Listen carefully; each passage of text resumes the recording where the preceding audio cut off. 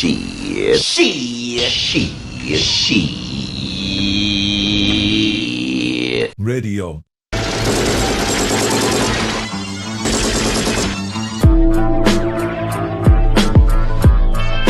Great, guys.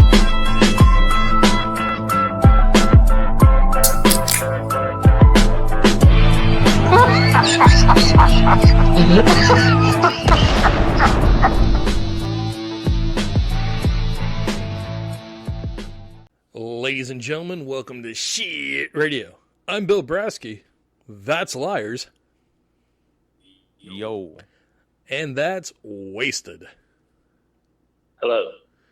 Well, today, whenever you're listening to us, we're going to discuss the new Guns N' Roses book, Magnum Opus.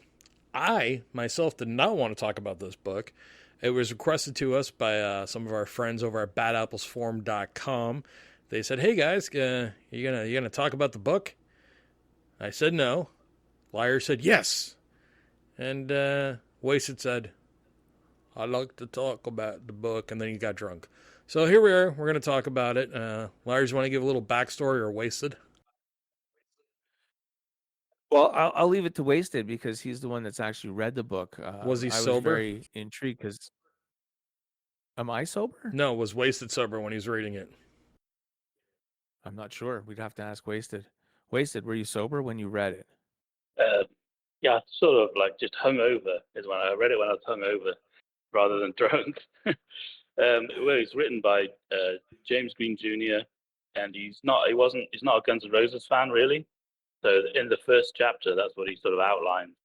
He basically just says, he came to it kind of fresh, so he had to do all the research starting from zero, and and he got interested in this whole crazy CD saga, the whole CD story, and he comes from a more sort of punk rock background, so here and there in the book he sprinkles in these small references to like Mudhoney, or gives a little bit of like perspective from that scene, maybe in the sort of mid 90s or the early 90s, where it's Guns N' versus grunge. So you had some sort of insight into that.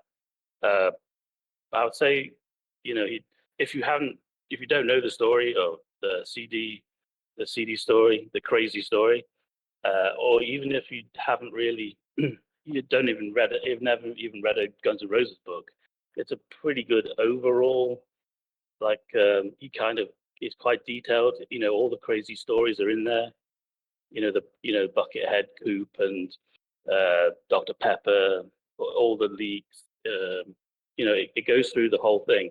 I mean, the first chapter, I would say, is a pretty good roundup of the early Guns N' Roses AFD Lies era, but he doesn't really in the book. He doesn't really dive in deeper behind all the kind of behind the scenes stuff. So you don't get any sort of revision. You just get that, by the end of Appetite Lies era, that the way the media and the public saw Axl was he was like a racist, misogynist, and that caused him problems. He doesn't, and that he stole the band from Duff and Slash. The story backstage holding them hostage. That's the story. Even though, as Guns N' Roses fans, you might know that, that it's not quite that. Even Slash and Duff have now said that, it was their fault in part as well. They've kind of apologized and things like that. They've made up, so it doesn't really go back or bring up new information, like it doesn't just mention everything, because he also goes through it. He does some interviews as well, for the release of Use Your Illusion. He's got interviews with fans who were there at the time. There's quite a bit of it interviewing. He interviews Pittman, Geffen record execs like Jim Barber.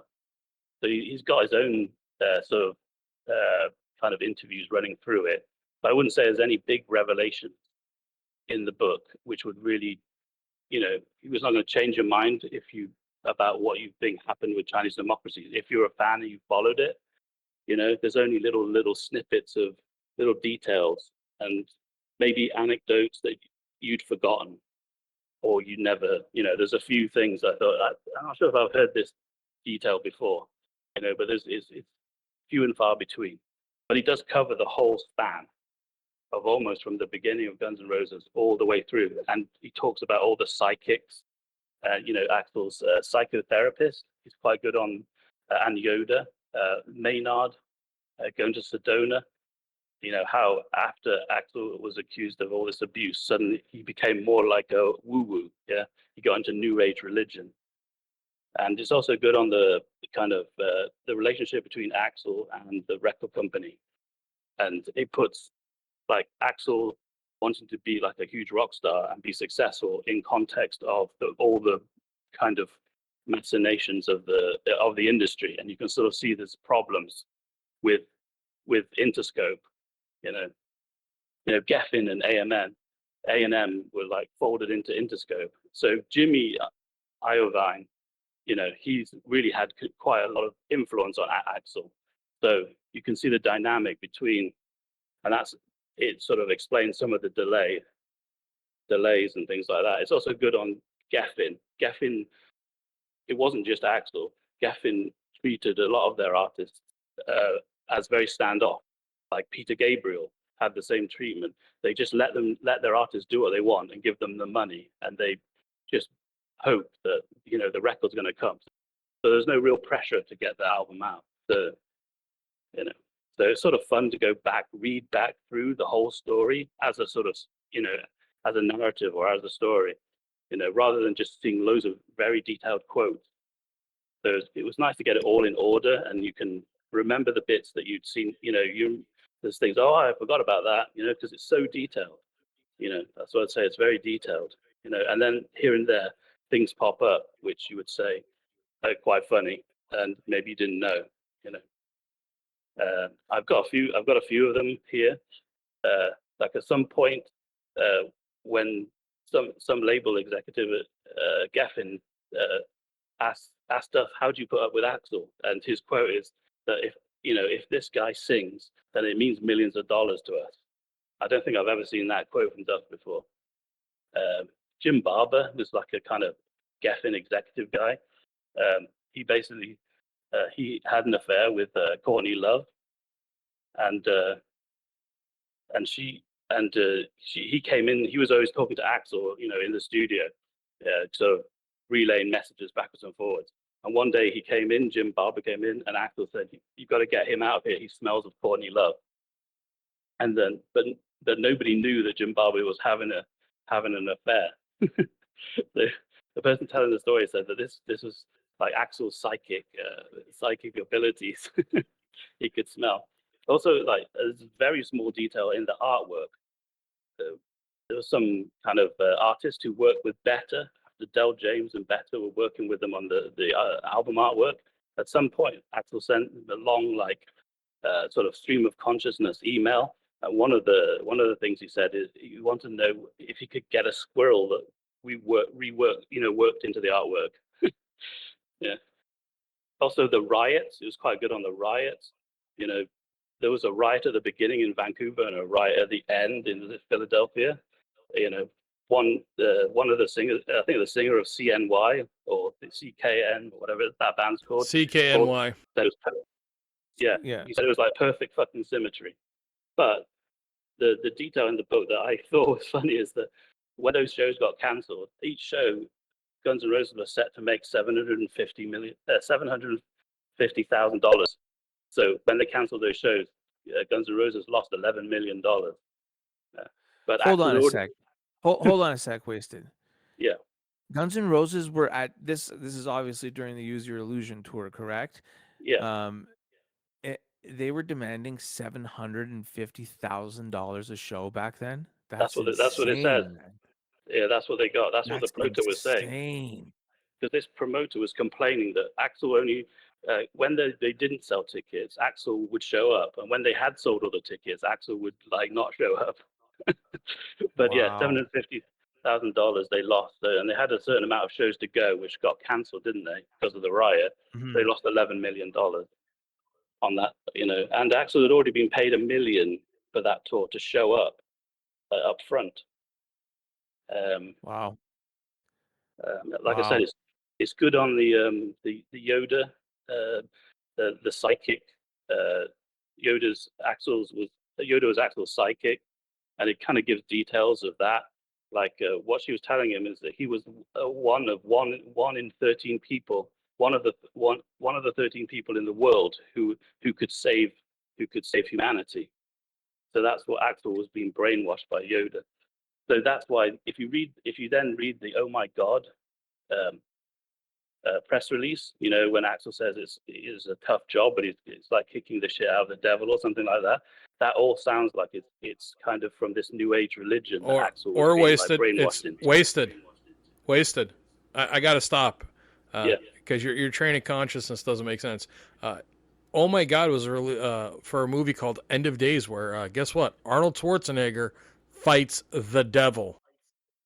Yeah. So your point of Axel thinks he's one of 13 people that can save the world because good old Yoda said that in the press release for Oh My God. Let's keep it factual. It was to promote the movie. Let's hear more. Let's hear more. I don't want to listen. I don't want to hear any more about the fucking Use Your Illusion tour because that's actually documented extremely well. Yes. That's pretty much anything from like their early days all the way to probably 93, 94 is extremely well documented by music magazines, former band managers. It's all out there. I mean, I like the snippet where he said about the 750,000. Can I believe it? Sure. If he actually did hold on, I want to know this, Wasted.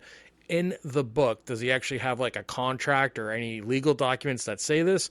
If not, I'm sure there's websites that he used, the gentleman who wrote this book. And I'm gonna name a few of them, and we're gonna continue on here. But for past stuff, I'll give credit. Neither one of these people actually enjoy me as a poster or as a human being in the GNR community. But there's a website called A4D, Appetite for whatever. I don't know what the fuck. It's A4D.com. It's run by Soul Monster and it's run by Black Star, and they have a very large catalog of all the Guns N' Roses interviews, pretty much from the time Guns N' Roses was created till now, and it has a pretty good narrative on the older years, especially, Use Your Illusions era. When it comes to the Chinese democracy era, the gold standard, and always has been the gold standard, and anybody who writes a book about Chinese democracy needs to sing the praises. They need to credit this. It's over on GNR Evolution or GNR Evo, whatever you want to call it. It's called Chinese Whispers. The gentlemen over there are incredibly detailed and have such an amazing timeline, and it tells a story, I would say, the most accurate and easy to understand if you're just trying to get a grasp. Now, I'm sure Liarz, because he's an absolute gentleman, will link the A4D website. He'll link the Chinese Whispers, and he'll even link probably an Amazon code to this gentleman's book, because you know what? We're not scumbags. Sure. And Liarz, thank you very much. But I just want to make sure that the accuracy is there and the credit's given to people that actually did the work, instead of a gentleman who's like, well, I interviewed Pittman. Well, congratulations. I can go to fucking LA and I go, hey, look, you want some booze?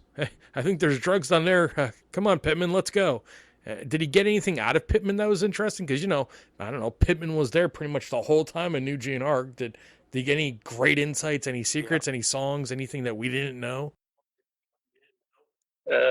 What I seem to get from Pittman kind of laid out more of the kind of the dynamic between the band, which we probably all kind of get the idea that Axl was up in his mansion, and the band was in the studio. I swear to God, if he's Pittman. Like, we called Tommy the General because he kind of controlled things and ran practice, and then guess what? Brain re-recorded the drum parts like 1,000 times. Oh, God. And then Buckethead built a chicken coop and watched porn and shit in there. And then Fortis was just in the back picking his nose hairs. Is there anything different than that?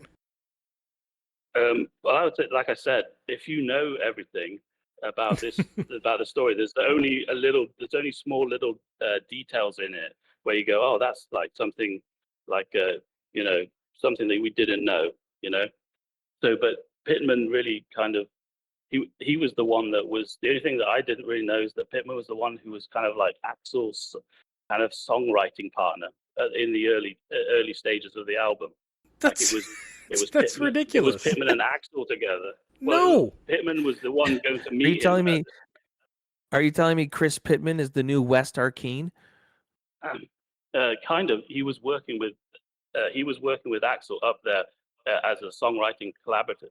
Basically, If the World, Madagascar. Yeah. Were written with Pittman, and Pittman was the one helping Axl with his songs, which he was then sending down to the studio. But I sort of knew that. Wasted. Give me a second. Yeah. Give me a second. I just want to run this by Liarz.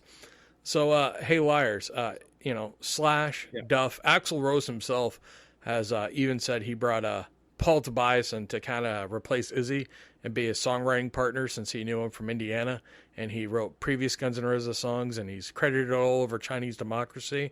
And then after that, if you look at the Chinese Democracy credits, it kind of looks like it was pretty much all written by, if it wasn't Axl, it was pretty much Robin Fink or Tommy Stinson.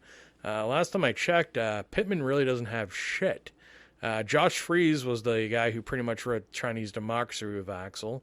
So now we're going to go with Pittman, who's like, hey, I helped write Riyadh, where I stole the freaking opening drum, the opening sequence and got the band sued. So, and then Buckethead, of course, contributed. So, what kind of bullshit am I supposed to be? Hold on. Liarz, what kind of bullshit am I supposed to believe that Chris Pittman's spewing out of his mouth? Well, I mean, he was also, wasn't he the one that didn't want to be in the aging rock band anymore or the Nostalgia Act anymore? You mean the one that got fired from the band? Yeah, and then said, yes, the one who got fired, but then afterwards said, well, I didn't want to be in that. Then why was he at rehearsals? Anyway, something along those lines. Liarz and Wasted. Why was Chris Pittman at rehearsals if he didn't want to be in the band? Yeah. I think he said something out of turn, didn't he? He said he called it a nostalgia act. Oh, that was after he got fired, though. Yeah. That was after he got fired. Yeah. Or his hypothetical supposed, this is not coming from me, hypothetical supposed drug problem and attitude was not appreciated by Slash and Duff, and they told Axl about that, and Axl said, well, this guy fucked me on Riyadh, and looks like he might have a little bit of a drinking or drug problem, hypothetically, and hey, look, Melissa can take over, right? Right. All right, so let's get rid of him. That's okay. Hypothetically what might have happened. Yeah, I found a quote where Pittman talks about it. He says that I quit after 3 months. He basically couldn't handle doing the graveyard shift with Axl, but in the end they switched it around so that he could do some work in the day. But he said the hard part of my job though was the instrumental stuff they do in the studio and send up to Axl's house. Axl would say, go through everything, pick out something that sounds good. He'd filter through me rather than through himself. So it's hard to make judgments off just instrumentals. All these kind of sound the same. So basically the band were playing stuff and sending it back, but Axl had Pittman going through everything. So they were sending, and he also says one of the very small details is that Pittman says in this interview anyways, that there were other people sending material from outside the band. And he confirms these outside songwriters were big names, but he declines to identify any of them. So I've just focused, I mean, it's a very detailed book, and it just goes through everything that ever happened, and is getting. I don't know where he's pulling all the quotes from, but he's also got his own interviews mixed up, so it's very detailed. But as you go through, if you know generally what's going on in the CD story, these little bits pop out. You go, is that true? I've never heard that before. That's my. So let me ask you, Wasted, because Brasky has spoken and brought up the website, and you've spoken and brought up this book. To me, like I've read Chinese Whispers, and it's absolutely amazing. I've not read this book, but what's the difference between the two? And to me, it sounds like he just took Chinese Whispers and put it to print.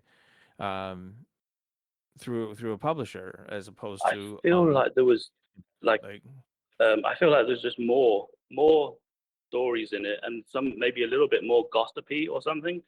right. But it's also written out as a book, and he passes judgment on things. You know, as he's Let me, writing, he's kind of sorry to interrupt, giving you the Wasted. overall picture. And I know you just said he's giving you the overall picture. I just wanted to correct myself. So, Liarz, you can edit this in if you want. But the website A4D is Appetite for Discussion. So I just wanted to make sure that was accurately said. And Wasted, you are saying to me and to the audience and Liarz, and I don't mean to put you in a defensive role here. You're the only one who's read the book, because I wasn't going to buy this book, and I could have easily gotten this book from a friend if I wanted to read it. But essentially, you're saying that the interview with Barber, Jim Barber, was interesting. And I can see how that could be interesting. Anyone who actually worked in the studio that's not widely been interviewed before, it's interesting to hear what their perspective is. But Chris Pittman, who was with the band for an extremely long time, seems like he gave him absolutely nothing. And then the other stuff, which is talking about Yoda and Beta and Sedona and all that other nonsense. Yeah. Hold on. Early stuff. Oh, God, Wasted, please, let me finish the sentence, and I will shut up and let you talk, and you go. But I was trying to say the stuff regarding Beta and Yoda and what was going on in Sedona, Arizona. That just seems like it's Doug Goldstein, as a source. And I've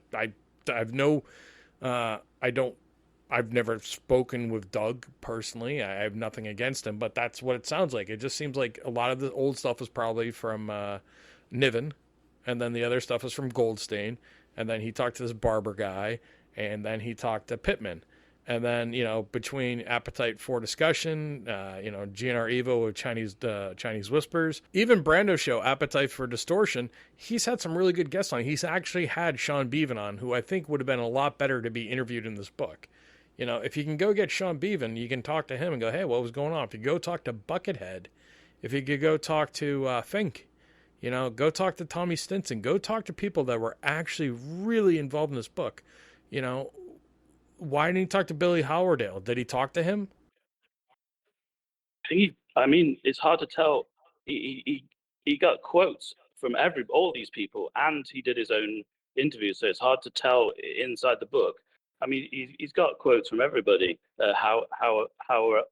Maynard, Keenard Maynard from Tool or whatever it's called.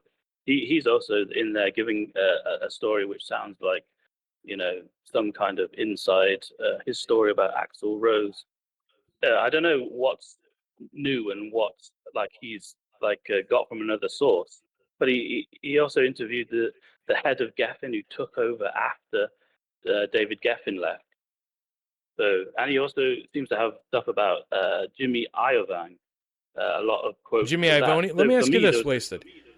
He interviewed the head of Geffen. Detail.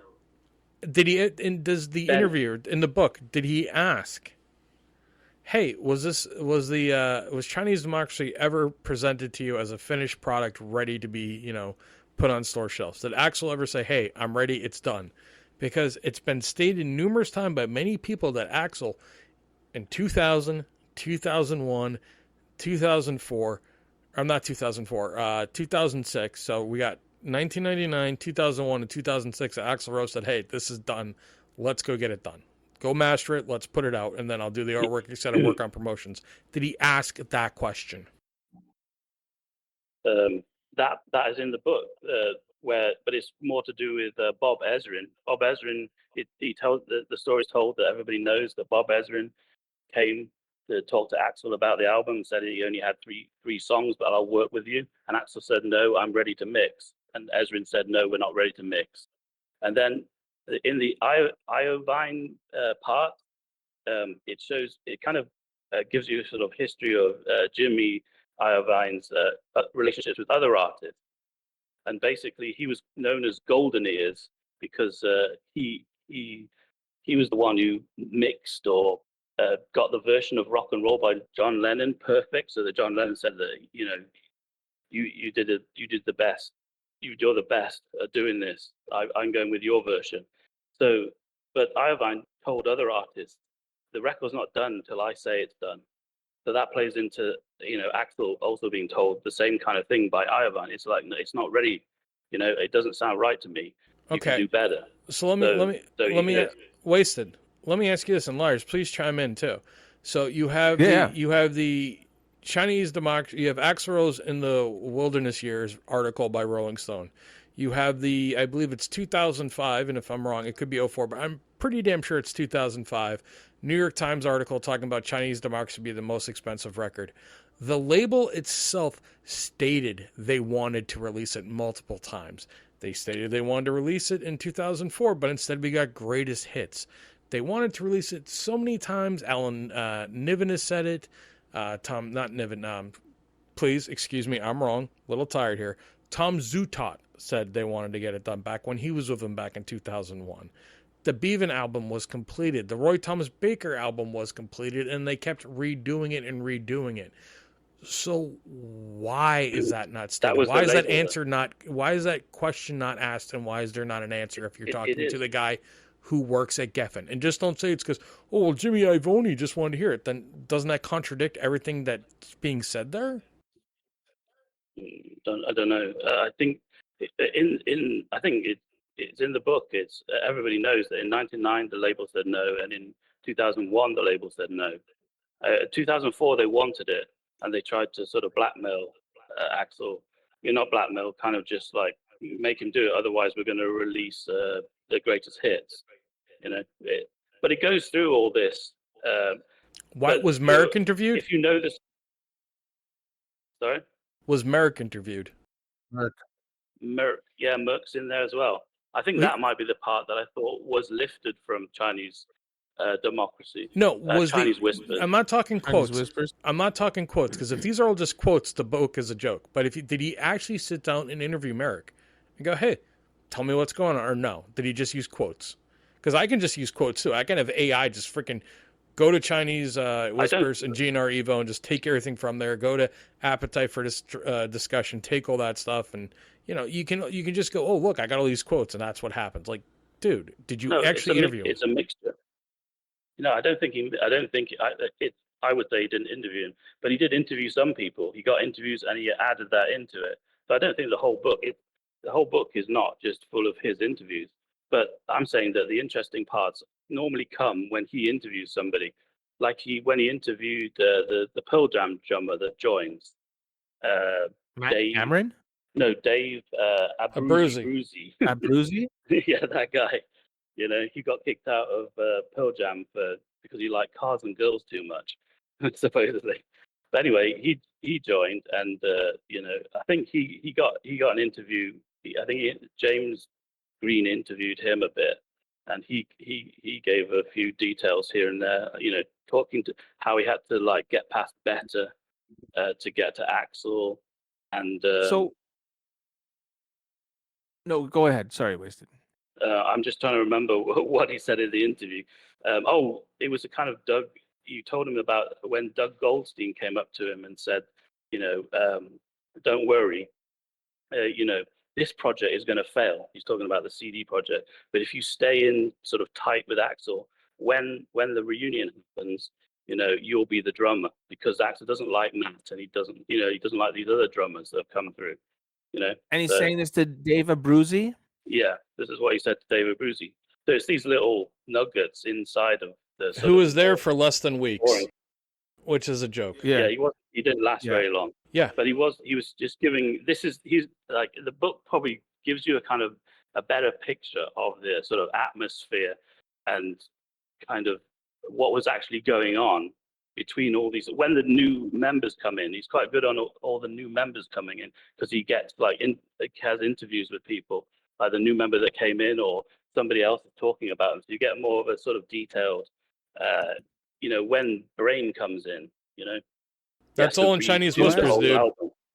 The question I wanted to ask you, Wasted, was as someone that has both read this new book and read the Chinese Whispers, I don't want to ask you which one's better or which one you prefer, but how do they compare to each other as credible news sources for Guns N' Roses? Because Chinese Whispers is rock solid. It's airtight. How is this compared to that? Well, I think I don't know, rock solid. I think this is almost like it is a rehash of quite a lot of the material in Chinese Whispers, but it's written, as a book, and maybe he adds in other sources other than Chinese Whispers, and he also has done some new interviews.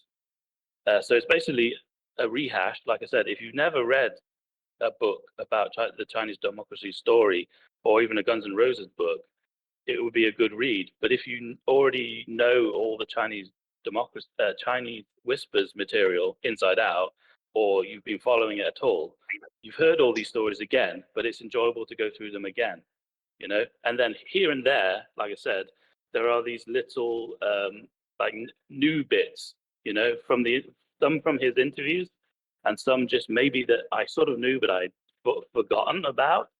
So that and then the stuff that I had never knew this. Like, I didn't know that Axl was almost in Highlander 3, because of the director was the same director as the Don't Cry video trilogy. So there's a connection there, and he wanted Axl, but the narrative in the book is Axl is sort of has to have it his way, or it doesn't go, or he just pulls out. There was another example. Axl wanted Mario Van Peebles out of the movie as a villain, and Axl wanted to be the main villain. So that didn't happen. So Axl quit, but he was almost in Highlander 3. He could have been in there if he hadn't had all these high demands, which Amazing. Which is the same story that's getting told throughout the book about why is Axl always, he plays his part in the demise of Chinese democracy. He has this idea and he wants it his way. If he doesn't get it, he walks away. So let me just interrupt you, Wasted. The thing I'm going to take away most out of this whole conversation we've had, and Wasted, you know how much I love you, is that one, Axl wanted to be in Highlander 3, and two, I did not have on my bingo card today talking about Mario Van fucking Peebles. What the fuck? Amazing. Folks, Mario Van Peebles, listen, this guy, you know what? For this information, I've never heard it before. You know what? He's won me over. At first I'm like, okay, he's just copying Chinese Whispers, reading all the articles that are readily available on AppetiteForDestruction.com, GNR Evo's Chinese Whispers section. Even Bad Apple's Forum, we like to think we kind of tell you guys the truth. Now, we're funny, we have a little fun with it, but, we like to report what's actually going on. So if you want the real kind of what the fuck, come see us. But the fact that he knew about Highlander 3, which, once again, never heard of, and Axl has a feud with Mario Van Peebles, which did what? Mario Van Peebles also fuck Stephanie Seymour?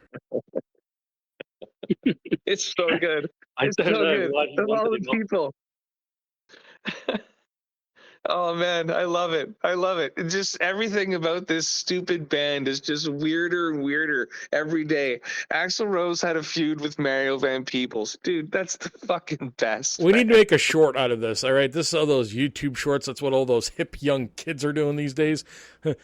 Mario Van Peebles versus Axl Rose. Highlander 3. There can be only one. And now is Christopher Lambert... So wait a second. Highlander 3 would have had Christopher Lambert still as Highlander, right? Totally. Okay, so we're gonna have a so, yeah. so we're gonna have a fucking movie with Christopher Lambert and Axl Rose. Yeah, I want everyone to think about that for a second.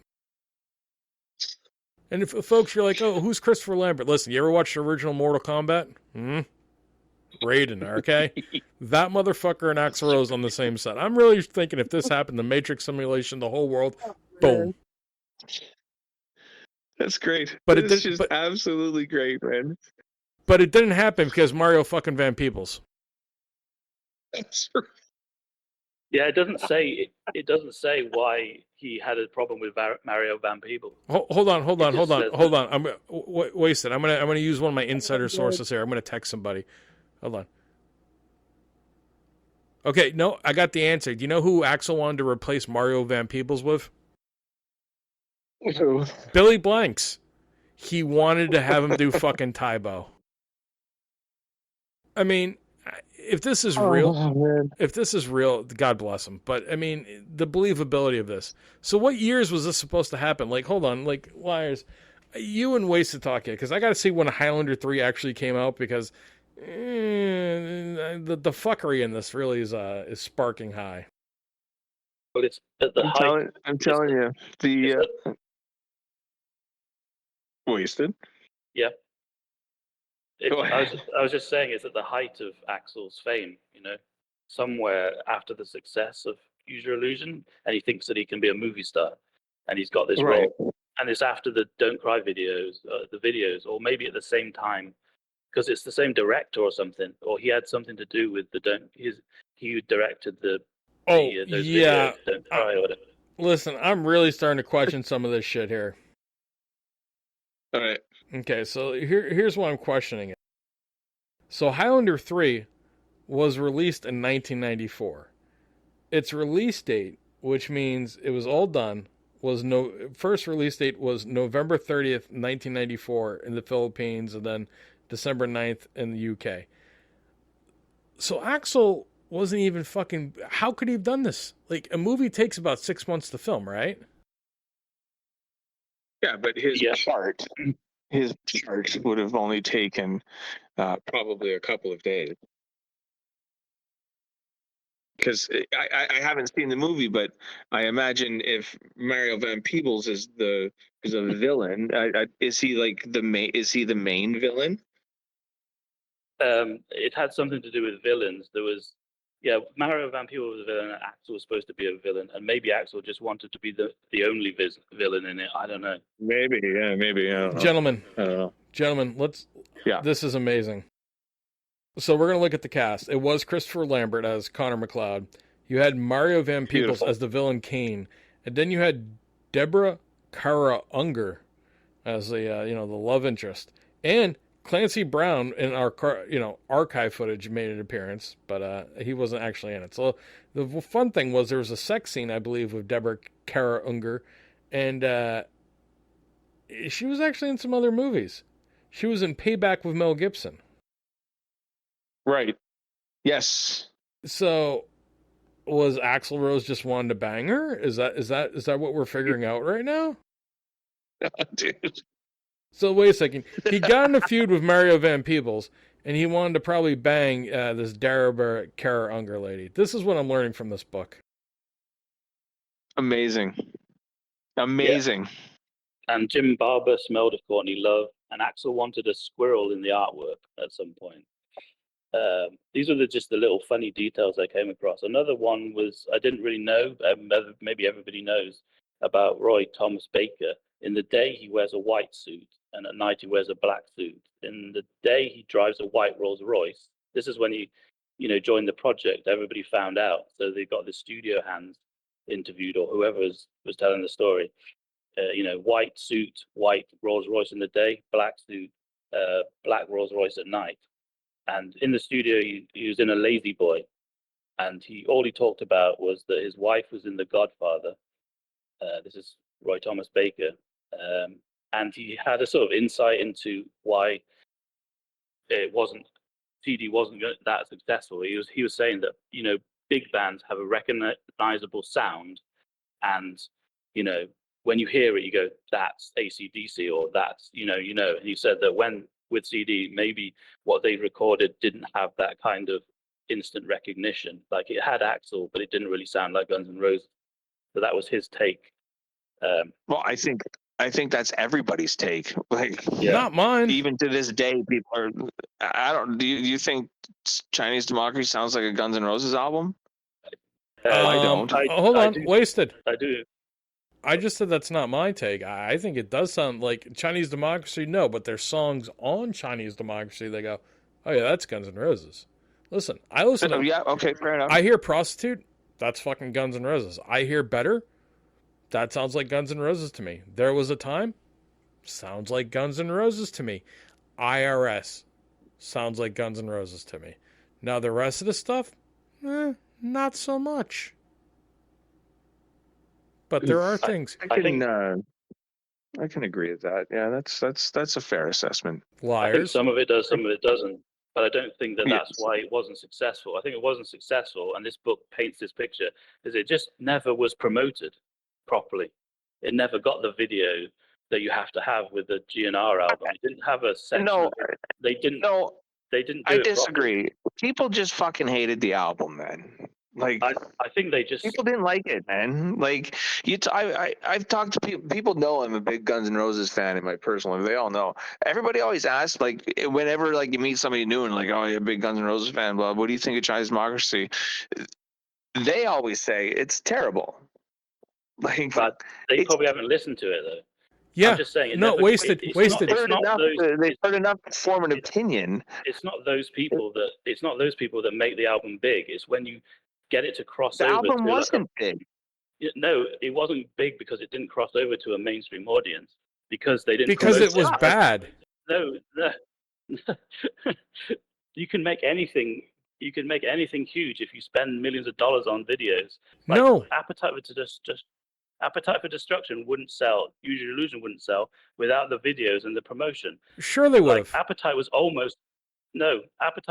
dead in the water after a year, and they had to get it on MTV. No MTV, no big. No. Appetite wouldn't be big. That's a different No, world. no, no, no, though. no. That's Hold a on, different hold on. time. Wasted. It's a bit of a wild take, but Wasted. yeah, it's Wasted. my opinion. No.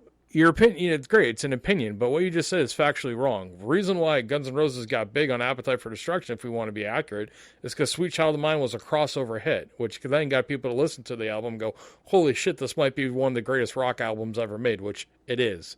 Use Your Illusions, people were already, like, Guns N' Roses was the biggest band in the world. They didn't need fucking music videos and promotion. People are like, oh shit, it's Guns N' Roses. All right?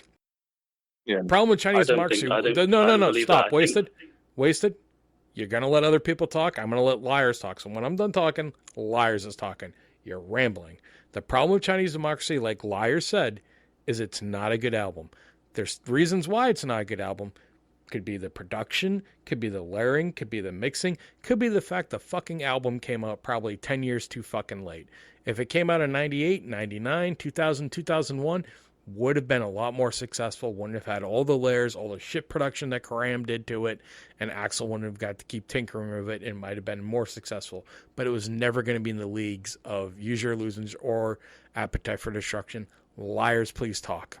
It was like I was saying, people didn't like it. Like, they just didn't like it. They for whatever reasons, they had preconceived notions of Axl Rose. Maybe they didn't see Guns N' Roses without Slash. Who knows what their motives were? But for whatever reason, people didn't like the album, and that's why it didn't do too well. I think there was that initial bump when it came out because out of sheer curiosity that people flocked to go get it, but I think soon after that, a lot of people, after listening to it once, maybe twice, said this isn't Appetite for Destruction. It's not even Use Your Illusion. So, but with that said, I mean, we're all Guns N' Roses fans, and Brasky just fired off 4 or 5 pretty good songs from the album, or maybe 3, I don't know. But fact of the matter is, we all, as in the community, have our opinions on it, but the general public just didn't like the Liarz. Well, Their first release, even though Better kind of leaked and was circulated, their first release they did was fucking Chinese Democracy. Listen, that's actually one of my favorite songs off the album. But that's fine. But you're a hardcore Guns N' Roses fan. For the casual audience, for people, that's not going to get you in. What if the first release they actually did was, hey, here's Better, and let's have some like really strong play on Better, or even, There Was a Time, or even Prostitute. If they actually released the strong songs, and I understand you like Chinese Democracy. I like IRS. We all have our different taste, but we can agree that, hey, these are the crossover songs. And they didn't do that. They didn't do any promotion. Axl Rose didn't sit down and do interviews. The band, why didn't this guy interview Robin Fink? Robin Fink would have been the perfect, and the Fink guy who comments on our things is going to go, well, why is Brasky talking about Fink? Fink was the longest tenured lead guitarist of the band. Yeah. He was in the band and quit it back in, 99 because, hey, shit wasn't working out. He came back. He recorded Chinese Democracy. And then when Chinese Democracy comes out, he quits again. Why? And I actually know why? the reason why, and I've seen documents and things that would explain why. And I feel bad for Robin, to be honest with you. He got fucked over big time. And but that would have been the guy to get the interviews from. Him or Stinson would have been the guys to get the interviews from. Not You think he Pittman. signed an NDA?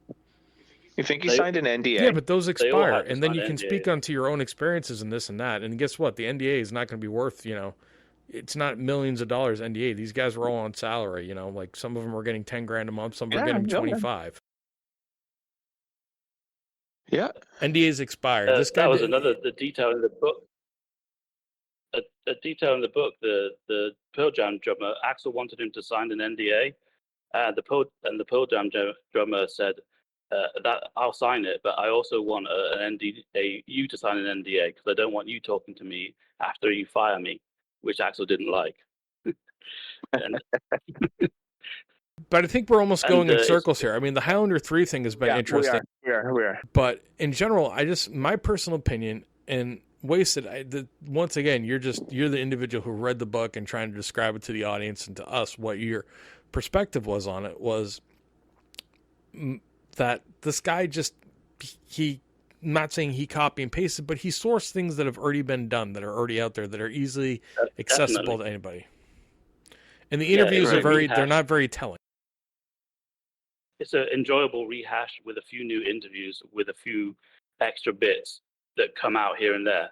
And if you haven't read about it before, and you don't want to just go through Chinese whispers, you actually want to read a book about it, it's an enjoyable book, but it might not be the best sourced book. Like I said, there's a lot missing from it if you know the story. But there's also enough in it to keep you interested. He tried to contact Costanza, and Costanza's response was omerta. That's all he wrote back in the email. Nice. Code of silence. So Costanza didn't talk. Yeah, because he probably has a freaking valid NDA. He only left the band within the last few years, so I mean, his NDA is probably freaking pretty rock solid. He said in the book, he's portrayed as being kind of very, very serious and very organizing everybody for when Axl turns up. Everybody has to be walking on eggshells. But it was Costanza is very serious about the whole project. And he's very bad at his job. So there's that, I don't care how serious you are if you're a fucking idiot, which, clearly he's either deaf or retarded, because his work on it's horrible. Listen to Andy Wallace's mix and then listen to the fucking final mix. It's just, or is that not even discussed in this book? Probably not. Right. They even talk about Sean Bevan. Is Bevan interviewed, or is it just quotes? Did they go, hey, you're the guy who pretty much did the foundation for this whole fucking album and CD, and, worked with Axl and actually got Axl to be creative again. Do you want to talk? Because I know he gave an interview on Appetite for the Distortion with Brando, and it was, not super informative, but, the guy's a nice guy, it would seem, and he's willing to talk. Did this guy not interview him?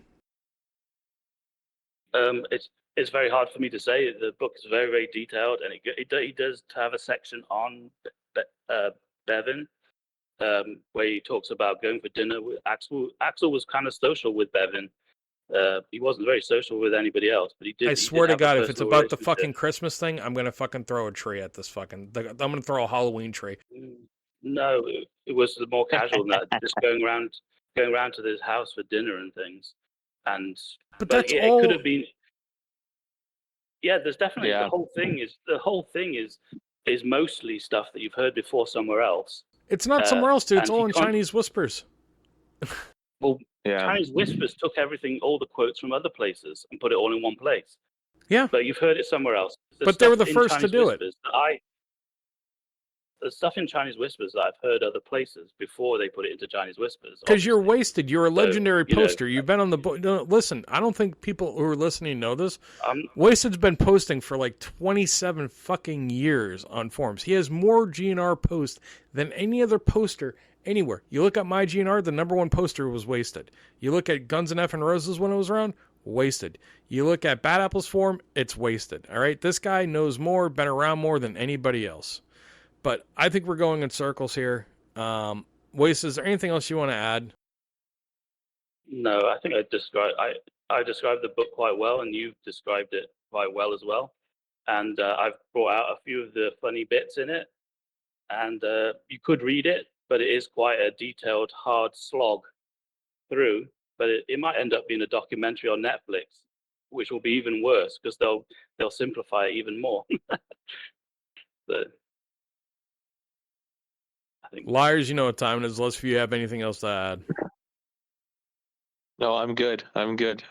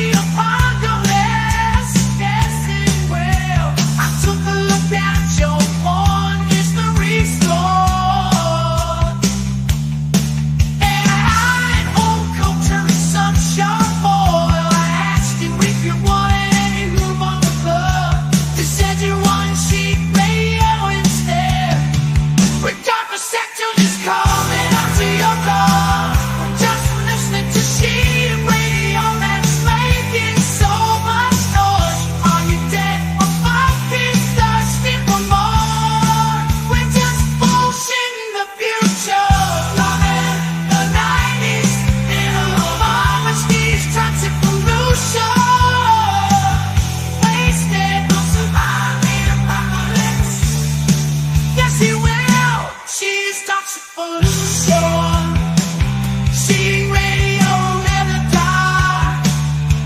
She radio.